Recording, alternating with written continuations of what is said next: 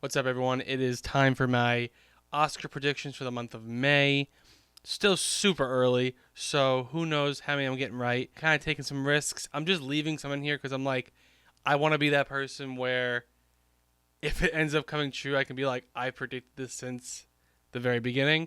So we're taking a few risks. So just two quick things up front. The Supremes at Earl's, all you can eat, from Searchlight Pictures, has skipped theaters and going Hulu original. So the chances are this gets nominated is very slim.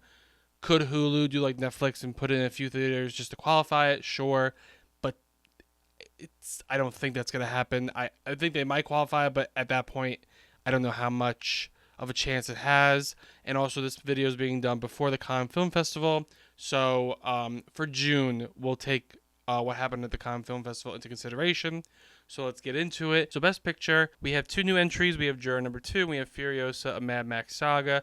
Juror Number 2, because it's Clint Eastwood, and it could be his last film, so I just have to put it in there.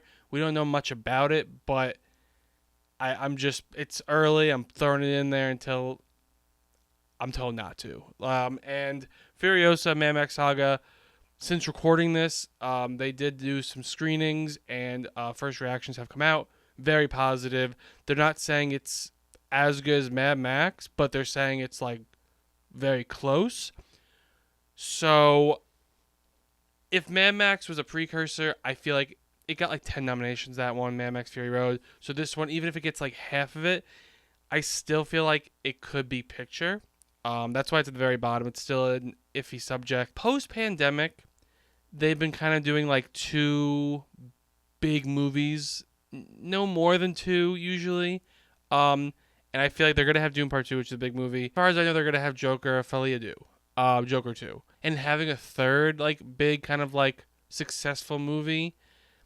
They don't normally do that, so I feel like Furiosa might not even happen because they might want to put those two in. Dune's definitely happening, nomination wise. Could Joker 2 get snubbed? Very slim. I see that happening, but it could happen, and then Furiosa might take its spot. But I'm iffy about having more than two possible successful movies at the box office, and I'm going to have at the very bottom. I did get rid of Civil War. In the beginning, I didn't think people were going to forget about it, but the more, like, it's just like week after week, there's like a huge praise of a movie, and like the next week, another praise of a movie. So I do feel it's starting to slip in conversation. The saving grace is the box office is still doing well, so I don't know if that enough can hold its spot on the 10. I do think it's like 11 or 12. It's still in like the top 15, definitely. We'll have to wait and see as we get closer each month if the traction can stay. I also got rid of Kinds of Kindness. A lot of people are comparing it to Yorgos Lanthimos' older movies, like Before the Favorite, Before Poor Things, and those movies are very, like, they're describing it as a 3-hour very weird movie, and like The Lobster and Killing Sacred Deer didn't get Best Picture. I think one of them only got like screenplay. So like that's why I feel like now it's becoming a possible just like a screenplay or bust situation. But I'm not 100% sure on this, especially with the summer release. They just awarded Poor Things with a bunch, nominated a bunch. So it has to do a lot of work, I feel like, to get a Best Picture nomination. And I did move Sing Sing up quite a bit from last month because it's just the buzz this movie has is definitely a top 3. I can't put it above top 3, but the buzz this movie has makes it like an automatic top 3 as of right now. Best Director, we have the same situation except for one newcomer. The other ones from last month stayed the same, exact same spot. I took out Francis Ford Coppola just because I don't know what's happening with Megalopolis. They had a first look photo and like a clip come out since April's predictions, and it looks like they're describing it. And it kind of looks like an epic sci-fi movie, which lends itself to like Best Picture and like some technical stuff, but not to like a lot of above the line nominations except for like Best Picture. So I'm putting it at like for a lot of the categories, I'm putting it at like 6 or like right below like the 5. 'Cause I just have to wait and see.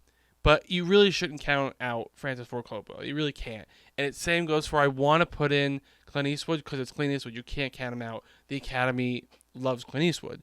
His last movies haven't done amazing, but you know if it's good and it's good like his other ones that were nominated, like they can just be like, oh, like you know, it's his last film possibly. Let's just give it to him. So there's those like legacy ones that you know really to count. You can't count them out or not. I didn't add Greg Kudar from Sing Sing just because I know the buzz is very big, but I don't know if it's gonna be like a Past Lives where it just gets like screenplay and picture, or like American Fiction where it gets acting, it gets screenplay, it gets score, it gets picture.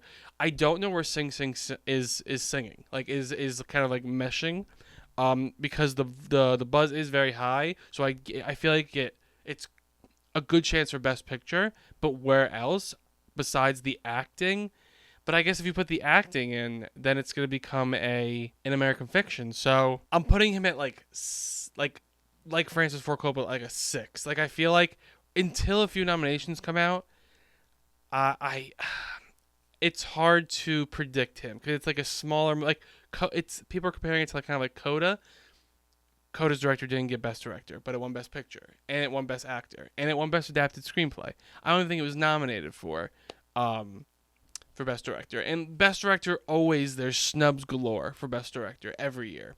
So I until the nominations start kind of coming out, I'm gonna kind of have him teetering in like 5 or 6 position for this category. And I added Mike Leigh for his movie Hard Truths because the Oscars have been recognizing more foreign directors. And yes, he's British, but I mean it's a non-American director. So and this might not be the foreign choice that the Academy ends up going with, but right now it's a newcomer that I have that I've kind of been looking into it because I mean the stats, he has a good track record. He has been nominated before for Secret and Lies and Vera Drake. His movies have had good track records for other categories, so I'm kind of slipping him in there. It's a risk. It's not. I feel like some people are talking about it, some people aren't. I'm going to throw him in there, see what happens, because as of right now, the other directors, like I said, haven't moved. I feel like because they snubbed Denis Villeneuve for Dune Part 1, he's not getting snubbed. And pretty much, it's open season. So that's why I'm just kind of putting in who I think might be. Like I said, it's May. It's pretty early. The only downside to Mike Leigh is his movie Hard Truths is being released by Bleecker Street, and they don't have a good track record for like Oscar campaigns and stuff like that. Their movies sometimes get forgotten. Like Mass, everyone loved Mass. It was Bleecker Street, but it just couldn't get any Oscar nominations. Best Actor, pretty much the same people I have for April, except we added Daniel Craig. I added him because out of Luca Guadagnino's 2 movies with Queer and Challengers, I feel like the Academy more goes for like from what I'm reading about Queer. I don't know much about it. I just I know little about it, so it seems like that's more of an it's more of an Oscars movie compared to Challengers. But if it's not as competitive this year, if it's kind of a slow year, they could recognize both movies. But it seems like Queer might be more of the Oscar voters type of movie. For the last 10 years, the Best Actor category has had a nomination from a non-Best Picture nomination, and Queer could be that movie. It's just one of those like kind of like track records that the category has, or the acting category has, so that could fill that kind of box. And because everyone else that I have is in a possible Best Picture nomination. I did get rid of Timothée Chalamet because I still am not sure if Dune Part 2 is going to crack into acting. I have one person, and the more I'm starting to think about it, the more I'm not 100% sure, but it's so early that I'm just going to put them in there, and we'll get to that in a sec. Best Actress, we have 2 new people, and the rest are the same from last month. I got rid of Jessica Lange because I'm not sure if A Long Day's Journey into Night is even coming out in 2024. I've heard that it's TBA, so I'm just going to take it out for right now, and because it was also like a who knows if that was going to happen anyway. I added Amy Adams for Night Bitch because she gets nomination for almost everything she's in, and if this movie ends up being well received during the awards circuit, it could like be her time. Like this year, like if it starts to get rolling, like the narrative could be it's her time to win. And they like to give, Oscars to some transformations of characters, and it seems like she does a little bit of a transformation. If you see some set photos that have come out, it doesn't necessarily look like Amy Adams. She does look a little different, so that could weigh in her favor. And I mean, the Oscars do love that. It could be more of like a whale situation for Brendan Fraser. I did get rid of Zendaya for Challengers. I just don't know if Challengers is the Oscars cup of tea. It could end up being, if anyone's gonna get nominated for acting wise, I think it's gonna be Zendaya. I don't know. I need to see some traction for the movie besides like some technical awards. I also added Marianne Jean-Baptiste for Hard Truth, the Mike Leigh movie. I apologize for mispronouncing people's names, but she also has a good track record, and she's been nominated for one of his movies before, and his movies normally have an acting nomination. Secrets and Lies had 2, I believe, and Vera Drake had 1. So as of right now, I'll take a track record as a way to be like, you know what, she has a chance because it's happened before. Best Supporting Actor, I have the same people except for Jeremy Strong for The Apprentice. I added him because it's either going to be like Vice, where all 3, Sam Rockwell, Christian Bale, Amy Adams get nominated, or it's going to be like Barbie, where they're expecting it to be, 3, where it was Margot Robbie, America Ferrera, and Ryan Gosling they had predicted, and it ended up just being Ryan Gosling, America Ferrera, and Margot Robbie got snubbed. So I don't know where The Apprentice is going to be because, there's Sebastian Stan, there's Maria Bakalova, and there's Jeremy Strong. I had some comments kind of like say this is a wild choice, but it's just like it's so early, no one knows anything. So I just was like, this type of movie just gives me the vibe that it's either all or it's either going to be like it's going to get everything people think it is, or it's going to be snubbed in some categories. And I don't know why. I just feel like if you're playing Donald Trump and he does a good job, Sebastian Stan's going to get nominated. And Maria Bakalova has a previous Oscar nomination. They like her. I feel like she can do interesting things with it, and so can Jeremy Strong. It's just I'm just choosing one of the 3 to get snubbed. And I'm still not confident about it. I heard this director gets good performances out of his actors. So as of right now, I'll just put all 3. So I'll put Jeremy Strong in there. Also for Jeremy Strong, he can go weird, and I feel like if all 3 of them are going weird, it's just that I feel like I don't know if they're going to award all 3 unique performances, or they will. It's truly like too early to tell if they'll go all in on The Apprentice for acting. And I know he's like a main part of the movie, but there's been snubs like that before. I did move Austin Butler for Dune Part 2 down a few spots. I feel like if anyone's going to get nominated for acting for Dune 2, it's going to be Austin Butler. I just feel like he has the most momentum out of everyone. But like I said, I'm not 100% sure. If they go all in with the acting, that means they're saying, like, we go 100% on Dune Part 2. I also got rid of Jesse Plemons for Civil War. As of right now, I think it's best chance. The more I'm thinking about it, I love that movie, but the more I'm thinking about it, I think Tex are its best chances. I do feel like he is one of those people where it's like the scene stealer. Like, people are talking about his scene. That was one of the biggest parts of the word of mouth of the movie. And there have been people who've gotten nominated and even won for a single scene. So I'm still, leaving up. I'm not putting in my 5, but it's still pretty close to my 5. Best Supporting Actress, all the same people, just kind of moved around a little bit. I'm going hard on The Piano Lesson more than other people are that I've seen. And people are predicting. I think Samuel Jackson's like number 1 pick. I think Danielle Deadwyler is number 1 pick. And I especially think for her, she's number 1 pick because they wronged her for Till. And she'll get her like redemption here. And a lot of these people who are in it played them from the Broadway play. And it's worked for other movies that have translated from play to movie. So it's Netflix. They could do a big flashy campaign. I feel like people are underestimating Piano Lesson. And so I'm just kind of throwing it out there and just I think it might be a big contender. Best Original Screenplay.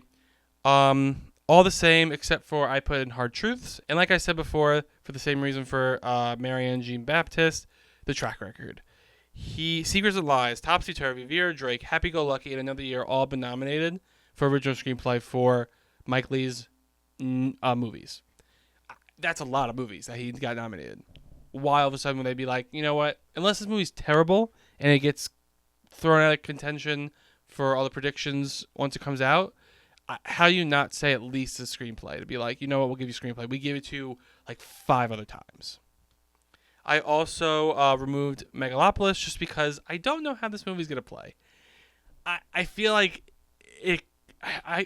June, it's playing in Cannes, and I feel like June will be a big month to see because people are going to be talking about it. Some people have seen it, but I think it's been like kind of a small group of people. It'll be a bigger group of people to see this movie, and I feel like that's going to be a big tell at Cannes.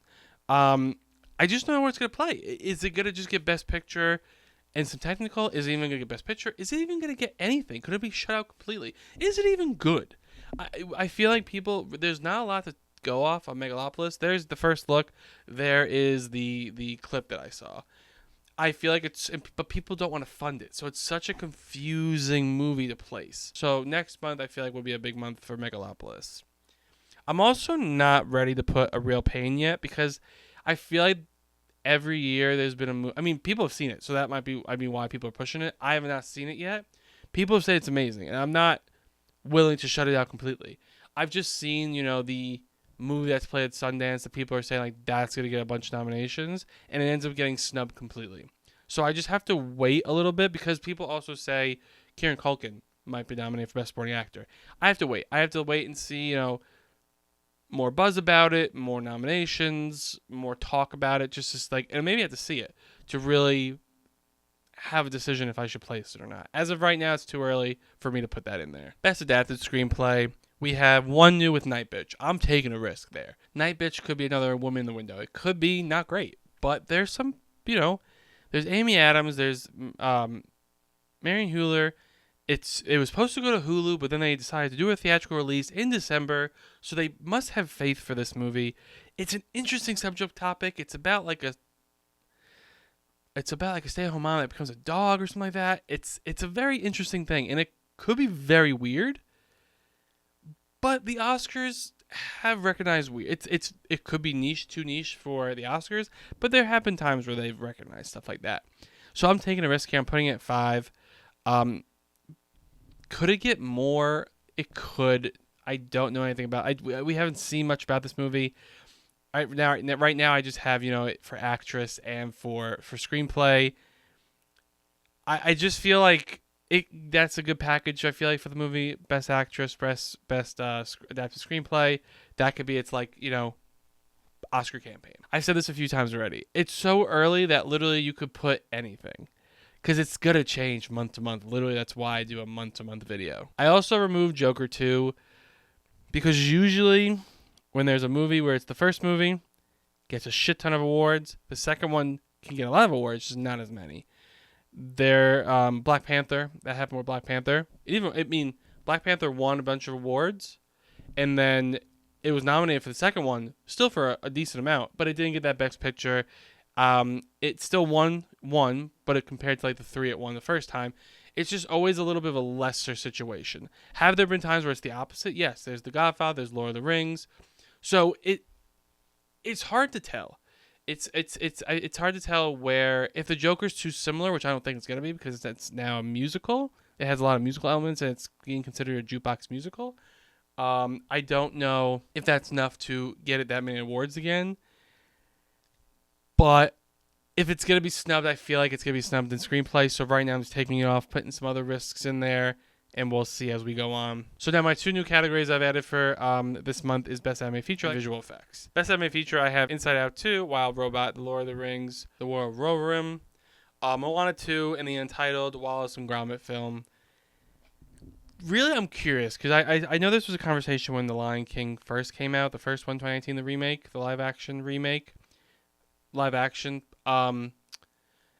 it could have competed in animated feature, and they decided not to, and then it just got to I think it was visual effects all it got nomination wise, and I don't know if they want to submit it to get some notoriety and be like it will possibly if it has a December release date, it's Barry Jenkins directing.